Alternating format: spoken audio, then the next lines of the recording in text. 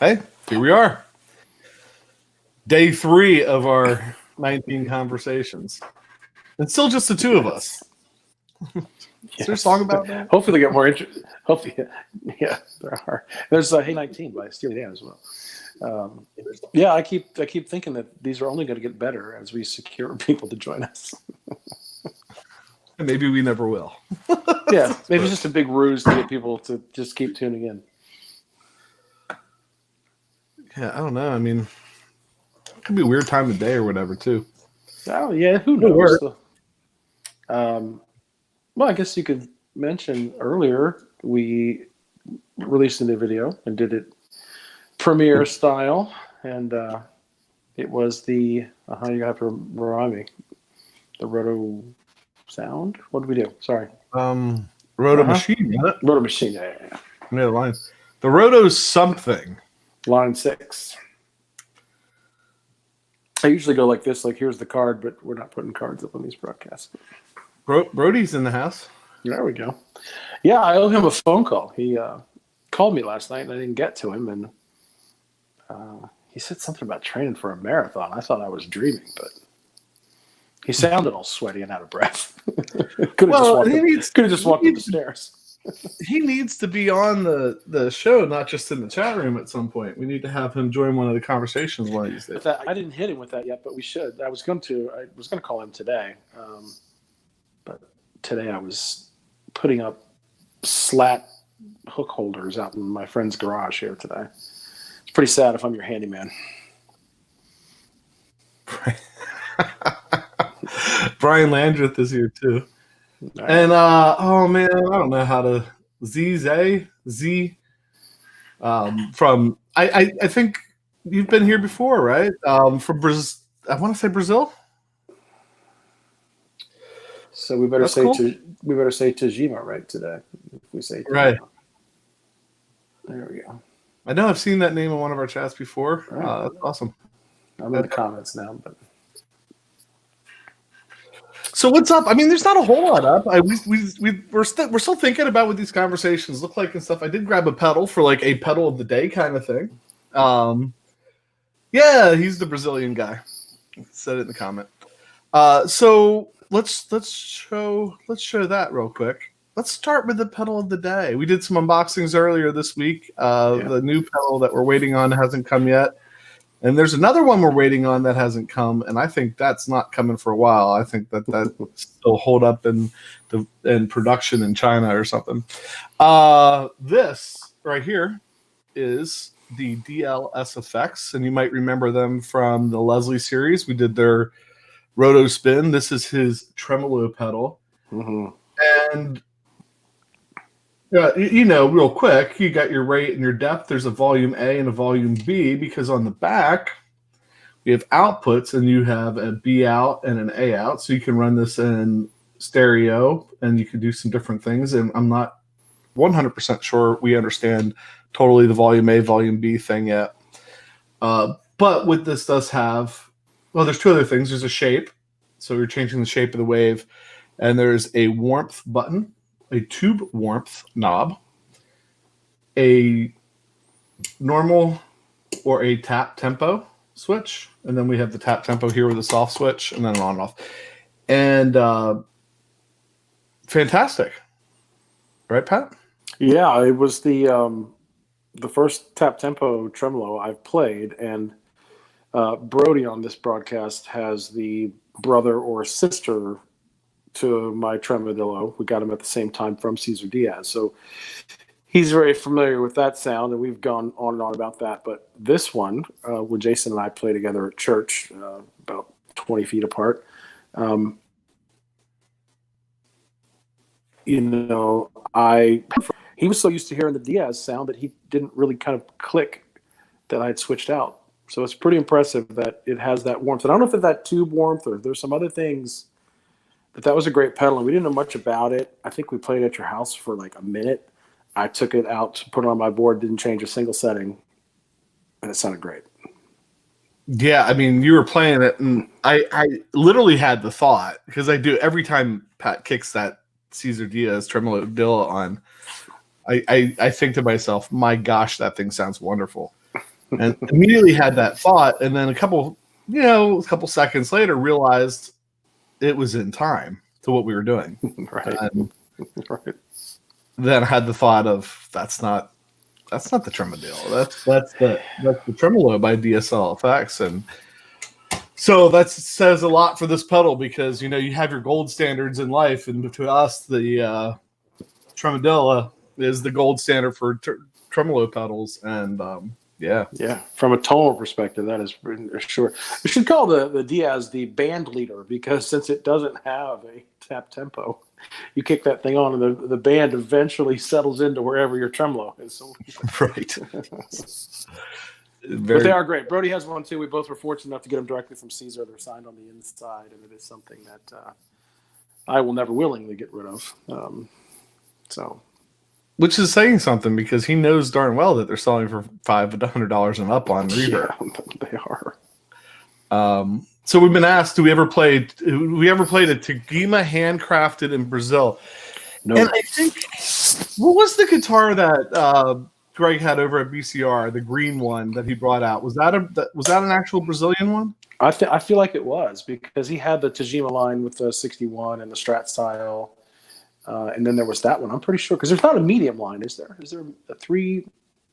I don't know. There might be, but I kind of feel like that was a Brazilian one. Mm-hmm. And it was real. I forget what it was. It was really nice though. It was really nice. It played really well. I didn't get a chance to plug it in. It was kind of like he handed it me, and it was if I remember correctly, it was a prototype that he bought at NAMM. Something like that. But yeah, it was a really, really nice guitar. Brian says that he hears that they're great, and we have sitting somewhere. I think right behind me. Can we do that? You can do whatever you want. Yeah. So I don't have a stand over there. So we have, Brian, and you maybe have seen this on other places, but we have the Woodstock series TW61, isn't it? Right. TW61 with the 2 P90s in it. Has 3-way toggle up here, 5-way baritone down here. It's like a little roller switch. I don't know if you can see that. Little roller switch on it. Headstocks. We were talking about headstocks yesterday. Sometimes headstocks really kill it for me. This one's not bad. Yeah. It looks nice. Kind of very Fender-esque. Nice playing guitar. I mean, the setup's good. There's no frets bound on it. Haven't touched it in...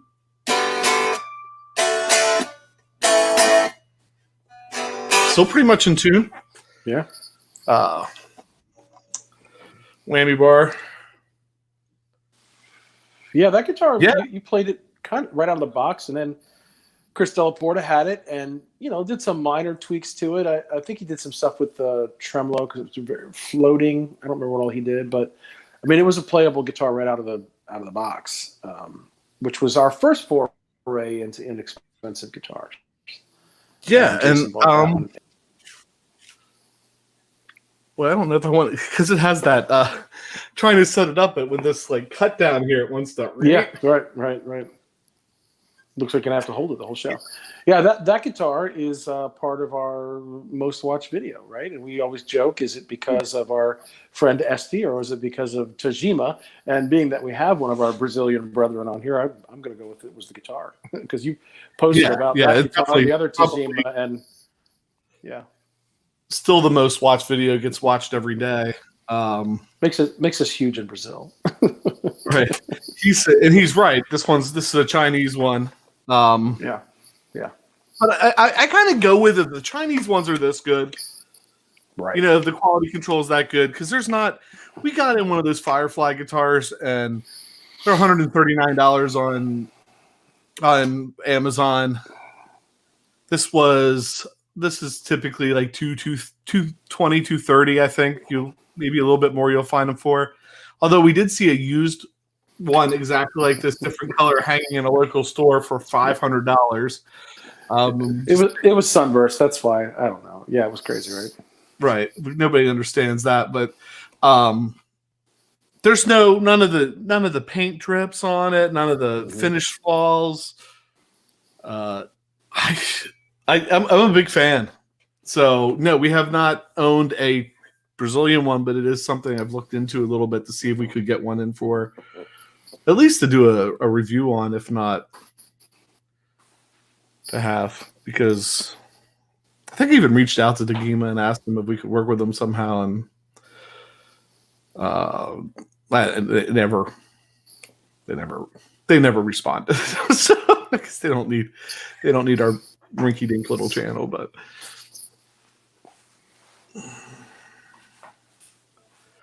yeah, Brian said he talked to somebody who played the Brazilian ones, said they were very good. Very, very good. Yeah, that's what I've been hearing too. Maybe on our little marketplace reverb perusal, maybe you check that out later in our broadcast here. Go jump on reverb. Oh yeah, why don't we do that? Why don't you do it now? That'd be a nice. Look at that segue right there. Not to be confused with the segue that Paul Blart fell off of, because that would be me. So do we want to do that? Well, let's do before we jump over there. Let's do our under the radar. The guy that tripped our trigger, right? You know, like we were talking yesterday, that there's guys that with so much stuff going out on YouTube and stuff lately that there's people that are blowing us away. So Pat, this is yours today. Well, before you do that, I think the interesting thing about the first two that we're going to feature here is they were introduced to us via, not directly in person, but via some of our favorite artists. So Marcus King, you learned about Marcus King, right, through Warren Haynes. And this guy, Dave Shearer, I think I say his last name, he was on tour with Eric Johnson. And Eric Johnson, electric, acoustic, and he played piano. So Dave Shearer, who was there with him, played acoustic, electric, keys, bass on one song. And he's an Austin-based guitarist, and I thought maybe you'd like to listen to a 20 or 30-second clip of one of my favorite Hendrix songs, and love all the renditions of it. And you'll get a flavor of this guy's playing. Like, so you have a guy sitting on stage with Eric Johnson, you're like, I'm sure he's good. You know, on the first one, he started out playing acoustic guitars. I'm like, he's going to be playing acoustic beds and just kind of laying back. Nope. So this is a flavor of what he can do. All right, so here we go. This is Little Wing. Just like 20 seconds or so, right?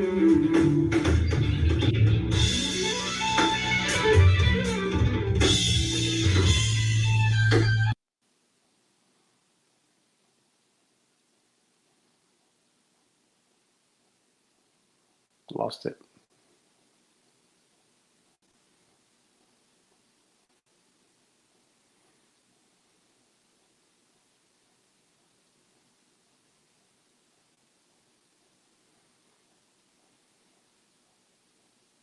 I really like the drummer too.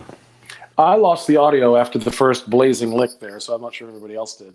I don't know if it was playing through your speakers through that microphone or not, but I caught the first part and not the rest. But they can chime in whether they heard it or not. But they should have been able to. Hold on, we got something in the chat here. Brian's still moving a little slow. He just woke up. He's out keeping the world running right now at night, driving stuff around, and we appreciate that to no end. And then from Brazil, because I want to keep butchering your name, says, if you would choose a signature wah, which would you choose? I don't know if I'm writing right. Sorry if I'm making mistakes. No, you're writing perfect. Your grammar is probably better than mine when I'm typing in a chat room. Well, I have a signature wah. Yes, actually, just not your signature, but yes. Yeah, you do. Signature wah. So another comment down here too. PJ, you guys broadcasting via YouTube. Actually, we're broadcasting to YouTube and Facebook at the same time, so you can watch it either place. I started with the Fi Bad Horsey by Morley and used that for years and years and years. Love that wah. I love it because it's a switchless wah. You just step on it and it goes.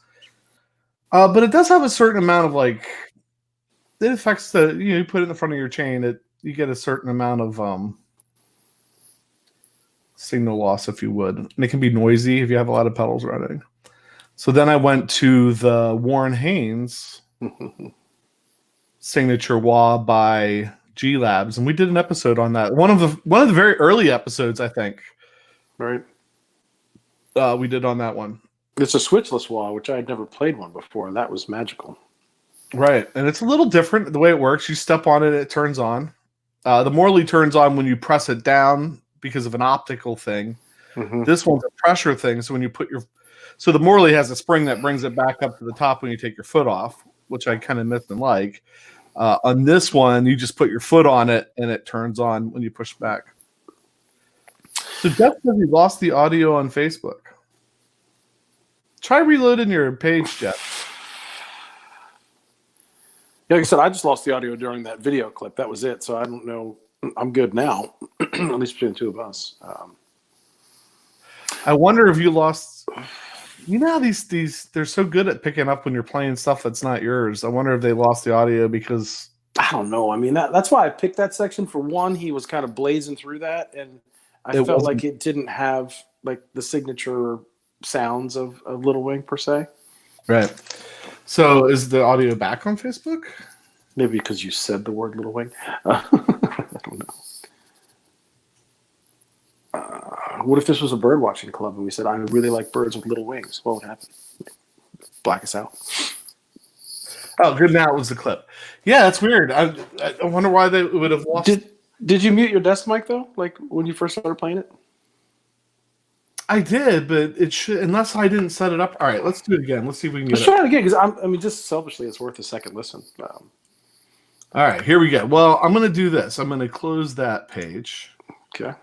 And I'm going to reopen it, and this time maybe I forgot to click the little share audio button. That's why I turned my mic off because it should be coming through. Saying this social distancing and not having the intern come over. Wave your hand or say something if you lose the audio this time. Here we go.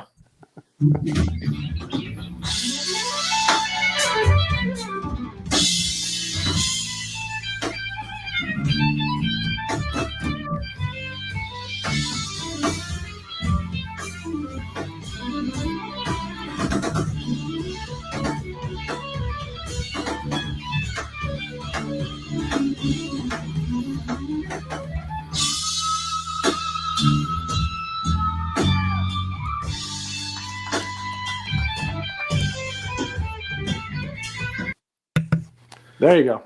Did you hear it that time? I did, and I mean, you get like hints of his tone, right? Like when you hear how the drums and the cymbals kind of wash out, you get an idea of it.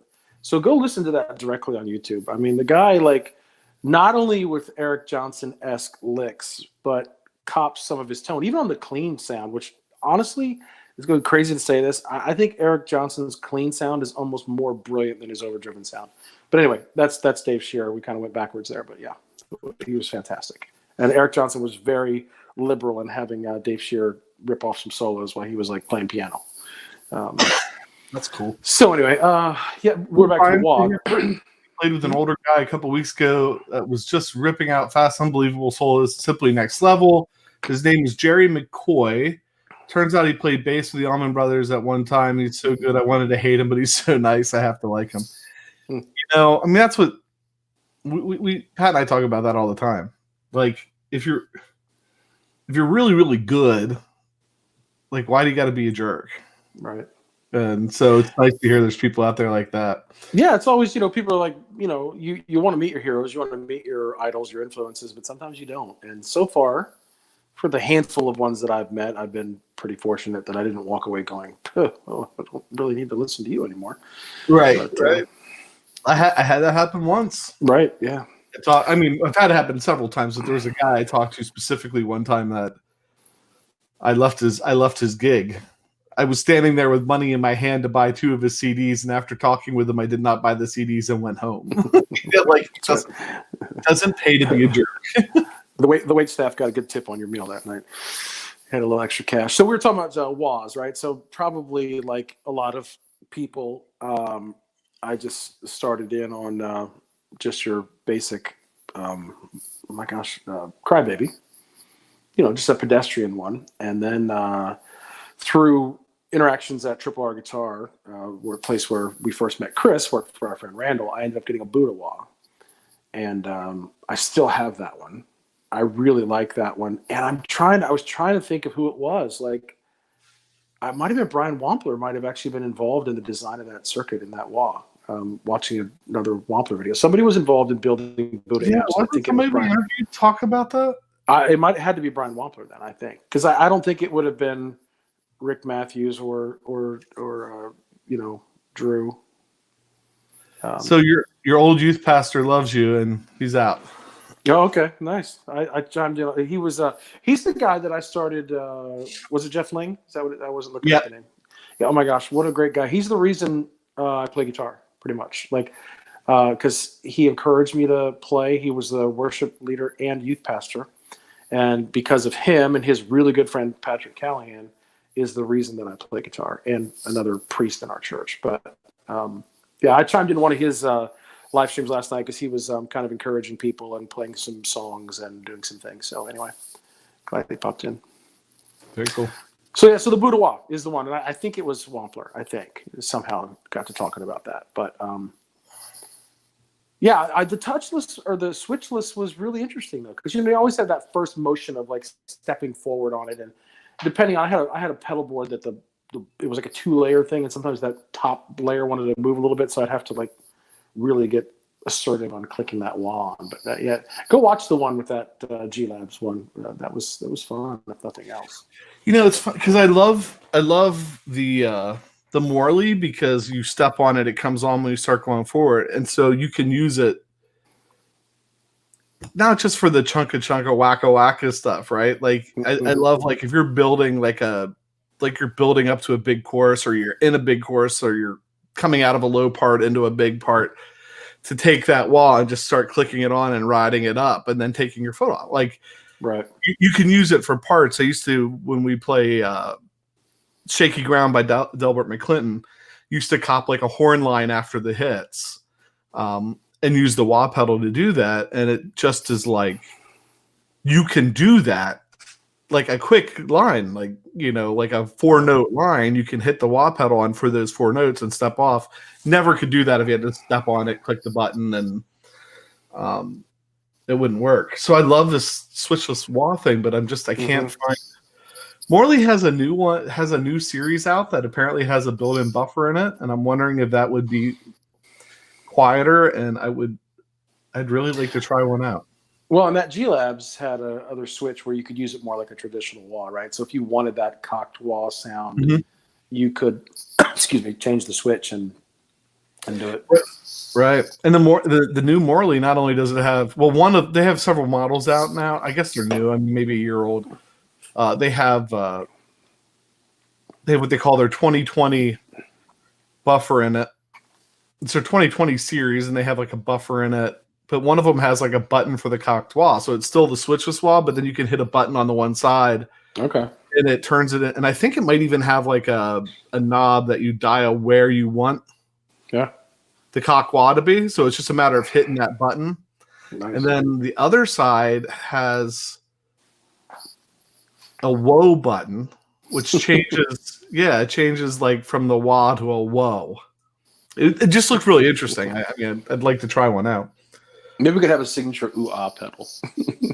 Goes ooh one way and ah, yeah, that's interesting. Wah talk. That was our first, not our first wah talk, but we don't talk about wah that much because we don't use it a lot. We tend to use it in the post-service jams more than other times. Occasionally to open a song at our church, or to close out something, but most of the time it just sits there. I probably use it more than I should, though, in the middle. Well, it's just like anything else, right? Like you have a wah-wah and you go crazy. You have an envelope filter, you go crazy. You have a phaser, you go crazy. Unify, pick any one of them. So I guess as you mature through life and you're playing, you find those spots. But trust me, when you find one of those things, you just overuse it like crazy. I tend to overuse the envelope filter. Well, which is fine. Considering how it's an effect that you would not see on like 99% of anybody else's boards. Right. But when you use it, it's really interesting because, we don't always we rarely ever do the arrangements as written. So we kind of take some liberties. So that's kind of cool. Yeah. I mean, playing with you, kind of first experience with Leslie pedals and then also with envelope filters. I've just never had either one of them, and I like them both. Like go back to Edie Brickell and the New Bohemians. Like that was like one of the first times I heard an envelope filter. I didn't even know what it was. Right. Because I wasn't the Deadhead fan, unfortunately. But yeah, and I love the Jerry tone. right. So Brody says, still love an old school Crybaby and the booty wah. I'd like to have the booty wah, the Buddha wah. Wow. Brian Landers points out the Friedman wall is fantastic at a reasonable price. Is that TP for your booty wah? I was going to say, yeah. Speaking of booty, still have it. Still trying to get to 1,000 subscribers. Always wanted to put a high gain pedal in a wah enclosure and use the gain controlled by the pedal. So So here I have an idea on this. And Brian said the Ernie Ball. I was going to say the Ernie Ball did something like that, but they didn't get it right. He also says while in moderation, maybe, but there's just some times where it's so much fun. Moderation. There was a website years ago. All right, let's reshare this because Brian's sending us down. Well, while you're looking at that, so I've been following pretty closely Zach Broyles from Mythos Pedals, and people were asking him about that. And he goes, "Yeah, you could have the gain controlled by the treadle. Like you could do that. You could put a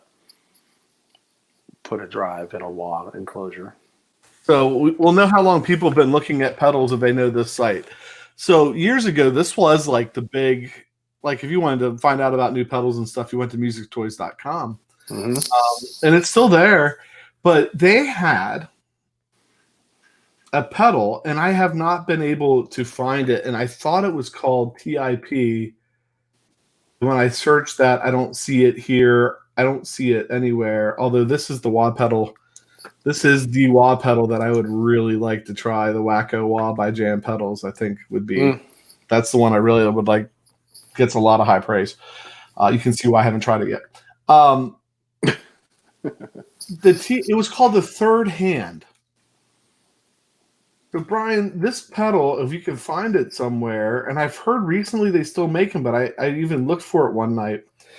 It looks like a treadle, like a wah treadle, and then out of the top it has this metal tube, bendable, flexible metal tube that comes out.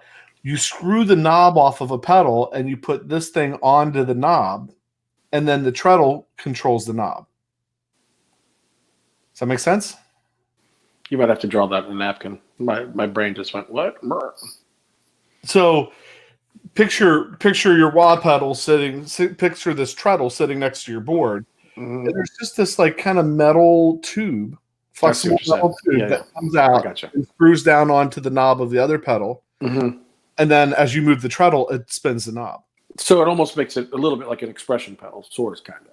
Exactly like an expression pedal, but instead of plugging it in, you're literally turning the knob that you hook it up to. It's called the TIP Third Hand, and I always wanted to get one because I thought, you could do that on anything. You could put it on the drive on an overdrive pedal. You could put it on the time of a delay pedal. You could put it on you could have an MRX Phase 90 sitting there and put it on that.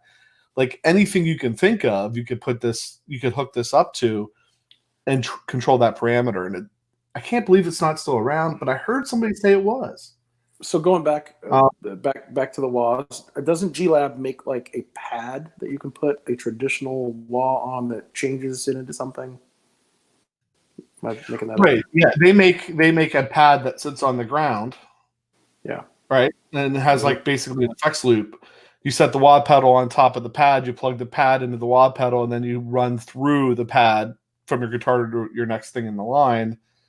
And when you step on the wah, the pressure on the wah presses down on the pad and engages it. And I think it's true bypass engages it, so you can turn any wah pedal into a switchless wah. Right. And I think Andertons did a show on that. Who's the guy from Andertons that's taking all the heat right now? Chappers? Yeah. Chappers did a show on Chapman, yeah. He did a show on the G Labs Wowie Wah. and then on that pedal pad. He really liked the pedal pad because he's like, I love my original wah, but this just makes it switch free. Brian says he knows how to make that work. He could build it. I mean, I wonder. Oh, here it is. Here you go. Here's a picture, Brian.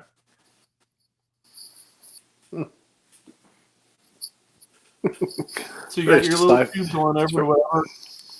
It's very sci-fi. It's like an analog expression pedal. I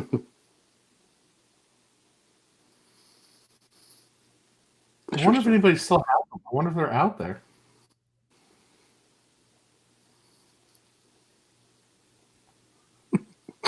This is the extent that two guys that don't like MIDI would go to manipulate a pedal.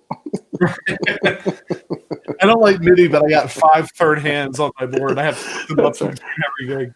I've got 19 expression pedals and 1 metal zone. That's my pedal. They don't give you a lot of room for that. I wonder if there is a way to get a longer cable. It's like War of the Worlds there. Did it have a price? I couldn't see it with my old man eyes and my tiny phone. Well, one said $100, but it was out of stock. Till the mothership comes back down and experiments more. Here in 2011, somebody posted in the Bass Talk they'd like to do that, but they can't find one for sale anywhere. Here, third and DIY stumpboxes.com. Old school chats. Right, this is 2006. You know that link isn't going to work anymore. So that was it connected to like a TS9 or something? Like, yeah, it looked like it. See, I think it's actually just extracting data of the mojo. It's pulling the mojo out of the pedal. It really is very alien-esque. The gear page. Well, back to the website you were showing. Isn't that where you first saw DLS effects? Is that what you were talking to Dave when we were interviewing him? That you saw his pedals there for the first time? No, Dave was saying that he was one of his first dealers. Okay. I knew there was a connection. Dave has been around long enough to be one of the early guys on musictoys.com. All right. So DSL Effects has been around for a long time. Well, we featured the tremolo pedal in the beginning of our live chat here. So I was that's how the little wormholes in my brain actually connect at points. So Brian said to send him a link. What am I sending you a link to? It just how to build one. Yeah. Here, if you just search TIP third hand. Okay. Randy Davis wants to know if we're bored or just running low on content. Well, now we have a drummer in the chat. We have hit an all-time low. Right. But we were already talking about nothing to 2 people, but that's right. Of course, was it Randy Davis or Randy Davis III? Which one is it? Because I'm not looking at the comments on my little phone. This says Randy Davis. Okay, well then that's the drummer. The third is actually uses his appendages properly and plays a guitar. Randy is one of my dearest friends and a magnificent drummer, and I'd love to give him a hard time. Here's a link to the listing, Brian. Reverb listing that's sold out. Put that out there. Since you're out there, did we go look for the Tajima Brazilian-made Tajimas yet? Or no, we totally just... This live stream is really indicative of a conversation that Jason and I would be having together. Like, you know, right. we used to complain that when we would do a live stream the same night that we would record, that we'd run out of time because we'd finish and have an hour, and then we'd go down one of these rabbit trails. And then all of a sudden be like, oh, crap, we got to change everything over for YouTube Live. So any of those seem to be non-imports? Or no? No. Short price, high or low? That'll ferret one out, probably, right? Price, high to low? Yeah, because they would be more expensive than the others. There you go. I don't know. Oh, that's a bass. I just saw gold sparkle and had to click on it. Good thing your wife's not listening. She's already got one gold sparkle that still amazes me that every time I come over, it's still there. Brian says that he could figure out how to do that. Basically, it's just a clutch wire from like a motorcycle. Just need to find some kind of enclosure that you could. Yeah, I wouldn't think it would be that hard to. Well, Brian, if you're doing that, can you just put a theremin antenna on it for me as well, and we'll just kill two birds with one stone? All right, yeah, lots of bases. Yeah. Oh wow. Look at this. Well, not really an F hole, but a hole. I like it. Well, yeah. I mean, we're ticking some boxes here. I like that headstock. Offset body F hole. Kind of like a Novo / Fano headstock ish. You kind of like that too. Yeah. What's that price? Like $1,200 or something? Yeah. Yeah. Gold. Is our Brazilian friend still hanging on, or did? Well, that is really cool looking. 2 humbuckers, right? Like. Yeah. 3-way toggle. Locking tuners. Dang.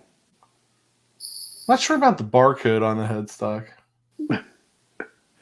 It definitely gives it that scanning imported thing feeling. That's a nice looking guitar. Who's selling it? Is it international or is it? I don't know. Reverb has changed how they put this stuff. Oh, really? Doesn't show though. I heard somebody talking about a revamped Reverb, but I guess maybe I just hadn't noticed. Is it on the mobile app changed as well? Because I feel like when I go look at Reverb on my phone, I don't really feel like there's much changes. But this was listed 3 years ago.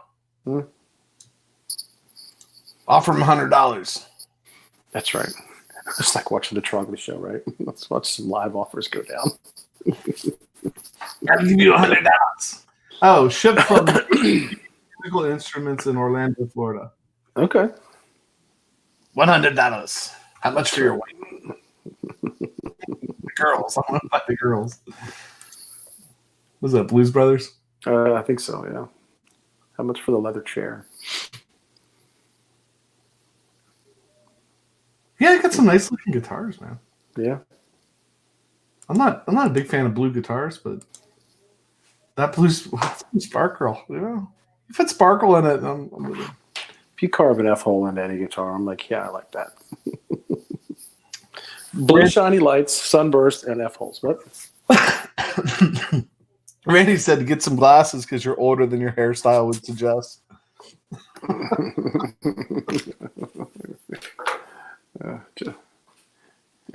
I like the blue sparkle. Look at the white inlay on the pole. What is that? Oh, there it is. Oh. How's that, Randy? Is that good? I haven't broken down and gotten full on like non-readers, but I can see. That's a nice looking guitar, man. It is. Of course, the distressed brick wall never hurts, and the wood floor. It's well done. Yeah, humbuckers. Not super blue. I'm not into the blue, but the sparkle. How much do they want? 1,100. So that must be just like regular retail, perhaps. Which, if you think about it, I guess they're made in Brazil, because you and I were having a private conversations last night about. No, we were on the stream yesterday about PRSs and the SE line, and so an SE, nicer SE are grand these days. So. Yeah, I mean this is handmade, right, in Brazil. So from a price point perspective. Yeah, and I'm down with, I don't care where something's made if it's made. Right. What is that? Looks like an Easter egg. They put these back on just for you, Randy. Oh. I'm not sure. What's on that humbucker? Just a reflection, or is it some kind of engraved thing? Yeah, I think it's just a reflection. Okay, yeah, the pearloid pickguard and. Yeah, I'm not sure about that one. Yeah. I mean, it's a nice top, but I don't know if I like that kind of fade like that. I don't know. Yeah, PRS does that, and I don't know that I like it either. If someone wanted to give me one, I wouldn't complain, but I don't think I'd run that rush out and grab one. I'll tell you what, I love PRS guitars. I think they look fantastic. Some of their finishes are so nice, it's almost over the top. It's almost like too much. Like Right. Brian asked, how long would you want the cable to be? 12 or 18 inches? I don't know. Well, does it have to reach all the way across your ginormous pedal board, or will it be right next to the pedalist controller? Well, I mean, that's the thing, because the way that one on the thing looked, you would have to almost have it sitting right next to the pedal you're using. But if you wanted to be able to move it around your pedal board, Brian, here's your average size pedal board, probably 18 inches. Brian, here's your mission if you choose to accept it. Go find the speaking of mission, like Mission Impossible. Go find the Tom Cruise version of War of the Worlds, and take one of those crawly things, and build one like that controls multiple pedals at one time. That has a laser beam that comes down the middle and just sucks things up inside of it. How about our strange marketplace find of the day? Oh yeah. Speaking of guitars that you claim you don't care where they're made, there's one that's made in the shadow of our hometown. All right, here we go. This listing says PRS style handmade guitar, beautiful sound, a solid body guitar, very sturdy, comes with a Kramer case. I do not use this guitar, so I'm selling. Make an offer. I'm willing to make a deal.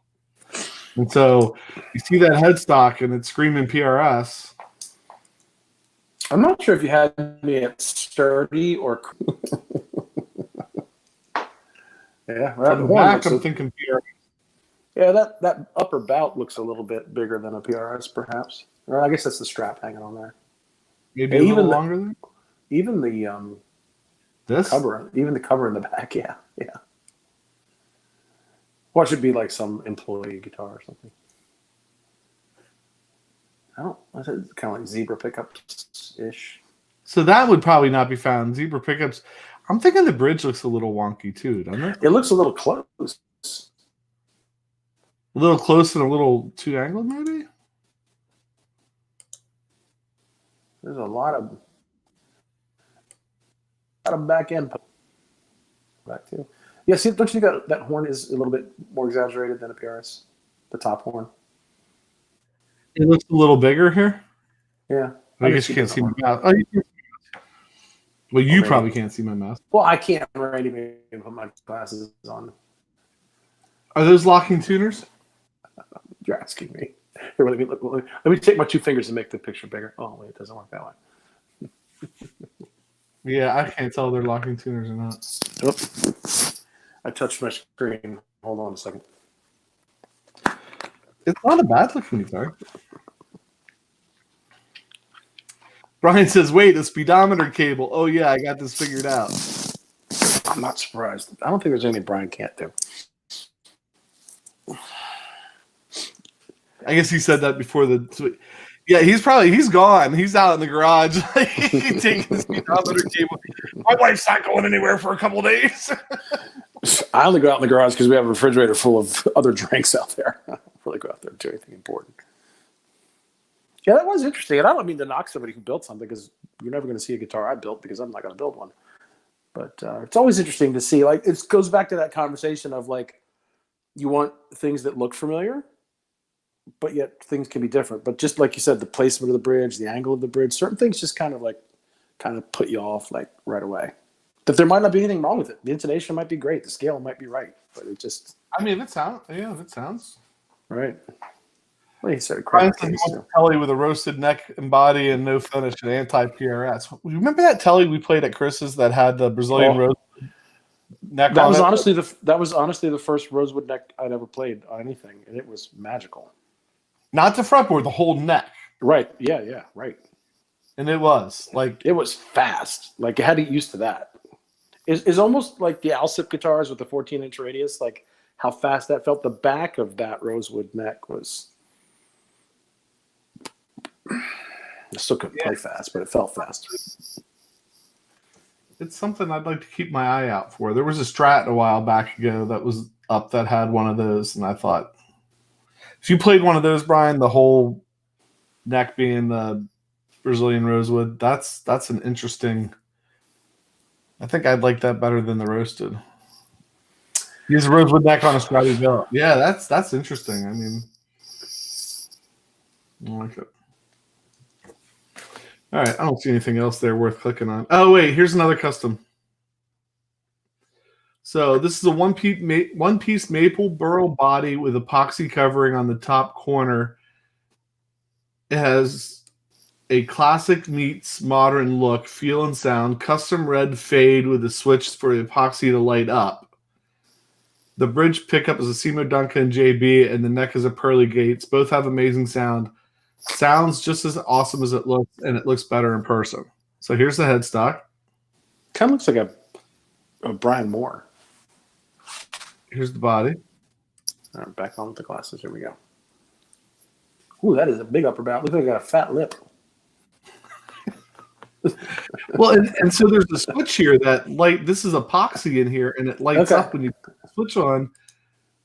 I need something like that to distract people from my actual playing. I mean, it's man, that there. just Light in the epoxy right there. Are those saddles close to that pickup as well? Is it just me today? Like, is it the glasses?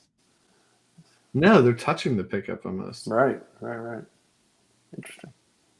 Yeah, I mean, again, I can't blame somebody for like a slightly different design. It's so funny what we think is aesthetic. You wonder why that didn't get cut off a little bit, but I mean, it looks. I mean, I'd love to play it.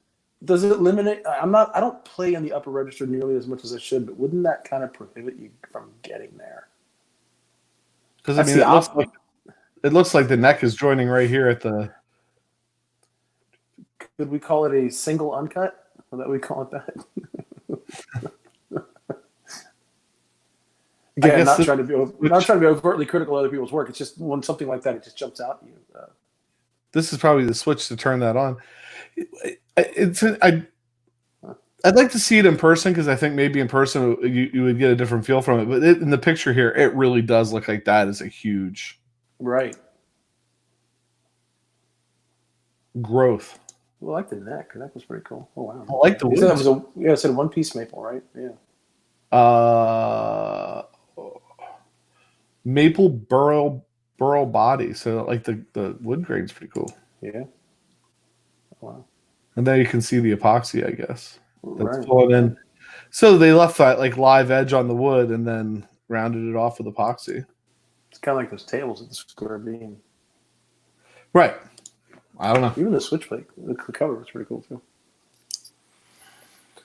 Yeah, is Brody still on? Because I'm too lazy to push the button. Is he still there or no? It's hard to tell, right? I can't tell unless he would comment. I'll reach out to him because there's a particular guitar he acquired not too long ago that has what I think to be an interesting story. So maybe in one of our 16 remaining conversations, we can get story time with Brody. That'd be cool. Oh, Brian sent pictures of his Strat. I like the color too, Brian. I don't know. People can't see that in here, but it's like a. Is that like a blue? Looks like it. Here, I don't know if this will make it easier for your. Are you gonna put it on the underside or up there? Yeah. Okay. It looks like maybe a light blue, and then it has that rosewood neck. Yeah. Oh wow. Yeah, kind of like a sonic blue or. If I knew, well, if I feel like I'm working harder than I typically do. If I really had all the time that I feel like I should have, it would have been nice to order a bunch of parts and try to put a Strat together. Can't be as easy as it looks.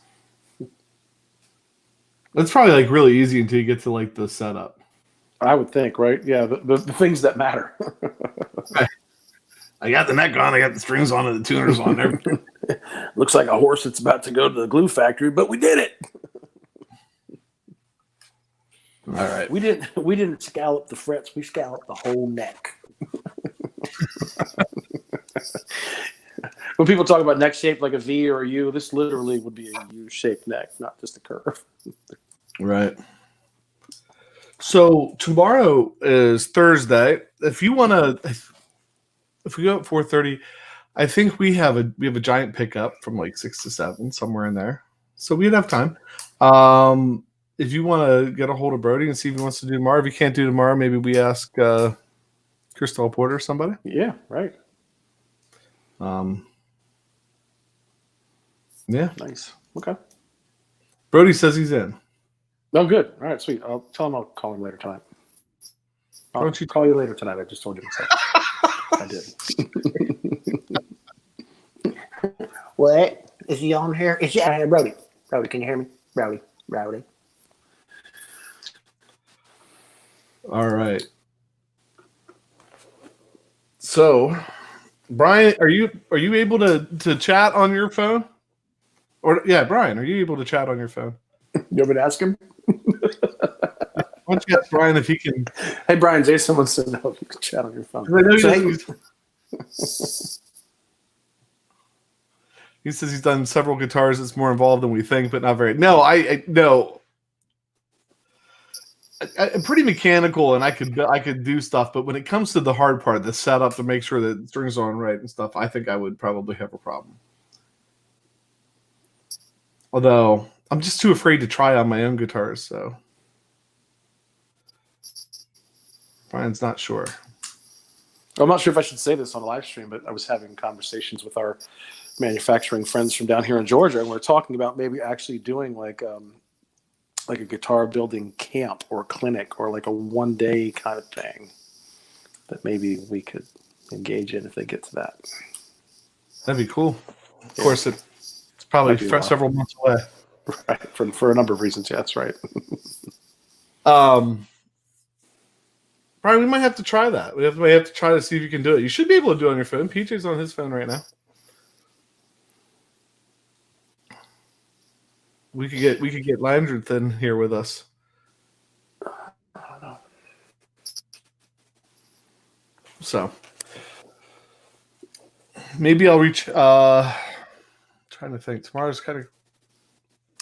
I'll have to reach out to you during the day sometime, Brian. We're playing a 19 conversation, so we can fit you in.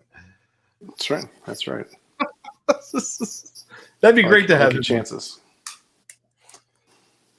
All right. You know, what if we called it covert conversations? By dancing on the razor thin edge. Great. Now we can never monetize the channel. Great. Now look what you've done. I don't know. I'm never monetizing it. I just hang right now. Hanging. Right. All right. So I think that's it, right? I believe so. Conversation 3 in the bag. Mm-hmm. We'll have to look for more content to talk about because apparently Randy said that we are obviously out of it. We could have him on the show and get a drummer's perspective on guitars. Although he can play 4 chords, some cowboy chords. He taught himself the bass out of necessity, and he sings really loud and really high. So, which is why we like to put him behind the drums.